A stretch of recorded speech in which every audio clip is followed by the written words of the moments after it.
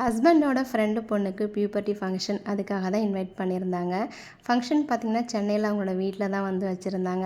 So முதல் நாள் போல் என்னோடய ஹஸ்பண்டோட அக்கா வீடு சென்னையில் இருக்குது. அங்கே போயிட்டு ஸ்டே பண்ணிவிட்டு மறுநாள் தான் ஃபங்க்ஷன் வந்து கிளம்பியிருந்தோம்.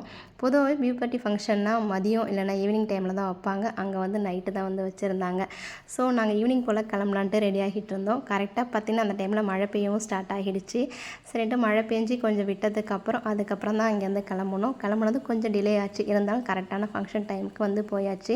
போனதும் ஃபங்க்ஷனை வந்து அட்டன் பண்ணோம். ஃபங்க்ஷன்லாம் சூப்பராக ஆர்கனைஸ் பண்ணியிருந்தாங்க. குட்டி பொண்ணு ரொம்ப க்யூட்டாக அழகாக இருந்தாங்க. அவங்களையும் பார்த்துட்டு கொஞ்சம் நேரம் எல்லாம் பேசிகிட்டு இருந்துட்டு அங்கே வந்து சாப்பிட்டோம். நைட்டு டின்னருக்கு பார்த்திங்கன்னா சிக்கன் பிரியாணி வந்து பண்ணியிருந்தாங்க. உண்மையிலே பிரியாணி ரொம்ப சூப்பராக இருந்தது.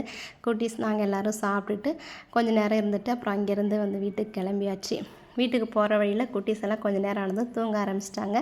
ரொம்பவும் அன்னைக்கு டே ஹாப்பியாகவும் போச்சு. நெக்ஸ்ட் நியூ vlogல பார்க்கலாம். பாய்.